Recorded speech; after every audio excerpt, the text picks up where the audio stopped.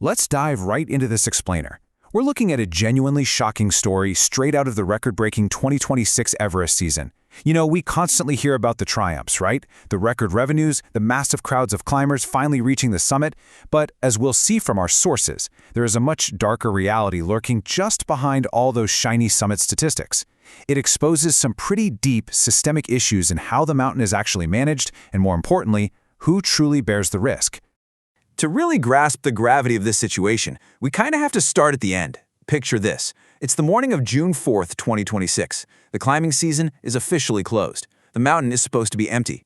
Workers from the local pollution control committee are down at the base of the Khumbu icefall, a spot known as Crampon Point, when suddenly they spot something moving. To their absolute shock, it's a man. He is literally crawling toward base camp, completely alone. No boots, suffering from incredibly severe frostbite, and wearing absolutely nothing on his head but a hand-knit hat. He had literally been left for dead in the death zone days prior. And honestly, this brings us directly to the most unsettling question posed by our source material. If this man, literally crawling for his life in the snow, had been a wealthy, Western client paying top dollar, would he have been left behind? Or did this happen simply because he was a local Sherpa? Well, we are going to unpack the whole chain of events that led up to this horrifying moment throughout this explainer. Part 1. The Business of Everest. So who exactly was this man? His name is Hilary Dawa Sherpa. He's a 52-year-old seasonal worker from a super remote district in eastern Nepal. He's a dad. He has an 18-year-old daughter who's actually hoping to go into healthcare. And Dawa is known for his incredible resilience. I mean, the guy once descended a major peak wearing only one crampon. He took a job this season just to support his family. So how on earth did he end up abandoned at the top of the world? Well, it all starts with the modern permit system. You see, climbing permits are wildly expensive and logistically incredibly complex. So what happens is small outfits, like Himalayan Transverse Adventures, who only had 5 climbers, will actually pay a fee to sort of piggyback on the permits of massive, established companies like 8K Expeditions. The big company handles the giant stack of paperwork, and the smaller company is just left to manage their own climbers. But according to the sources, this practice can lead to heavily disorganized logistics and a massive breakdown in accountability when things inevitably go wrong.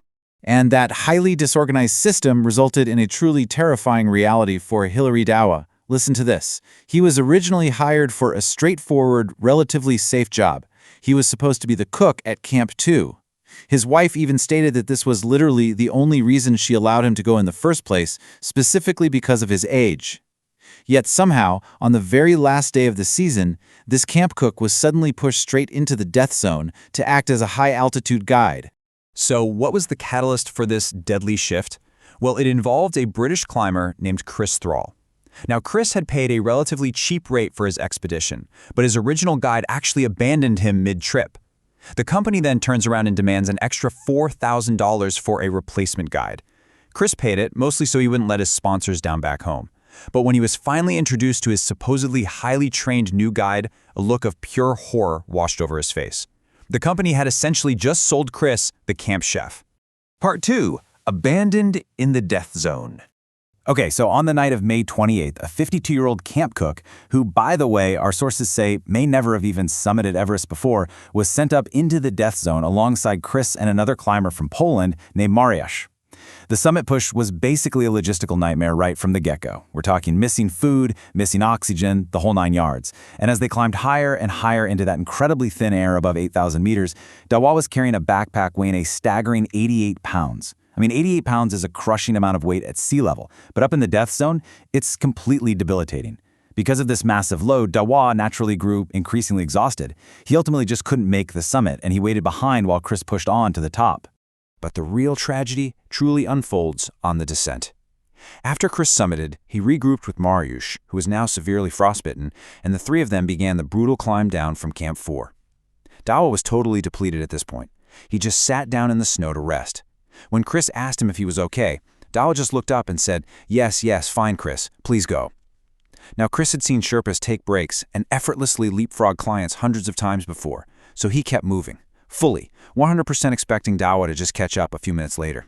But the situation immediately ahead of Chris rapidly fell apart. He found Mariusz collapsed in the snow, totally out of oxygen and essentially dying.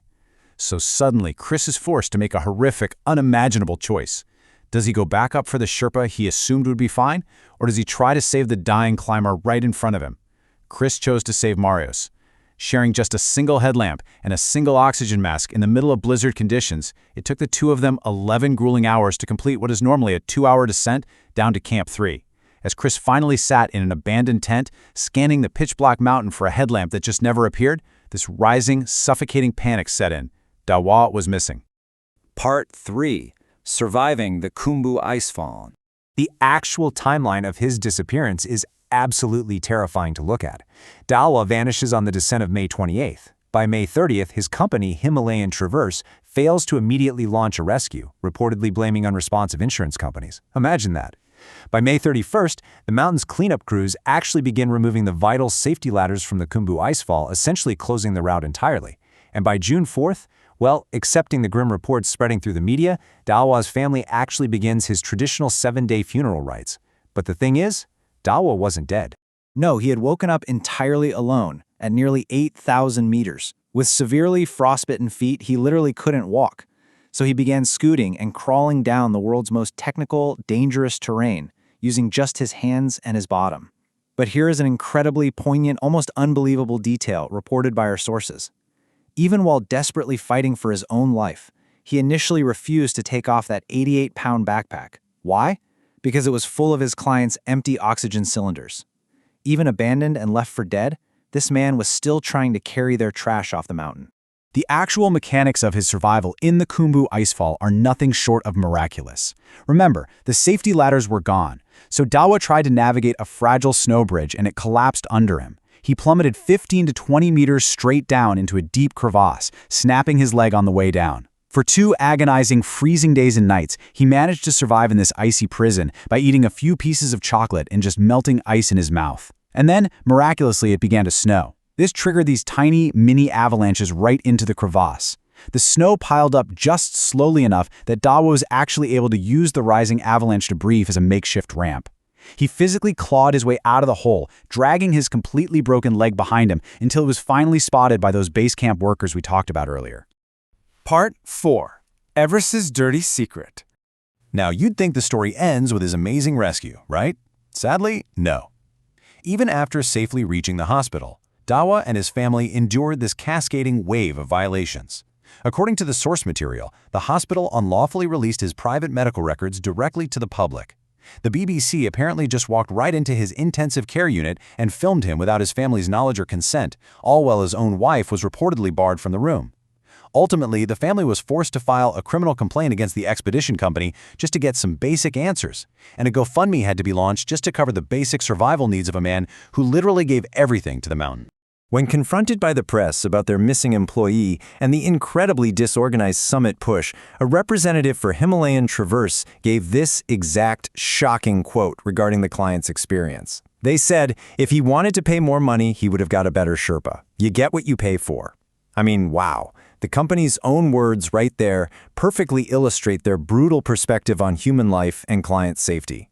Now, I want you to contrast that incredibly callous corporate statement directly with the words of Hilary Dawa himself, speaking from his hospital bed, facing the very real possibility of permanent paralysis in his legs and the total end of his livelihood. Dawa harbored absolutely no bitterness. He simply looked at the camera and said, "These things happen in the mountains. This is part of working in the mountains." It's just an unbelievable, humbling showing of grace from a man that the entire system completely left behind. And what about the clients who are actually dying into this system? Well, Chris Thrall actually recorded a video message from that abandoned tent at Camp 3 when he truly thought he was going to die. When he was later asked if he would recommend climbing Everest to anyone else, his sobering assessment was this: absolutely not. Unless it's your childhood dream, it's just not worth it. Save your money. It's a pretty stark, devastating summary of the hollow reality that can exist right behind those glamorous summit photos we see on Instagram. Which ultimately leaves us right here. We've seen the overlapping failures, the incredibly risky business models, and the unbelievable superhuman endurance of one man just trying to do his job. So we really have to ask ourselves, when the ropes are finally cut, the ladders are pulled up, and the season ends, who truly pays the ultimate price for the summit of Everest? It's a heavy question that demands an answer, and one I really hope leaves you wanting to learn more about the harsh realities of modern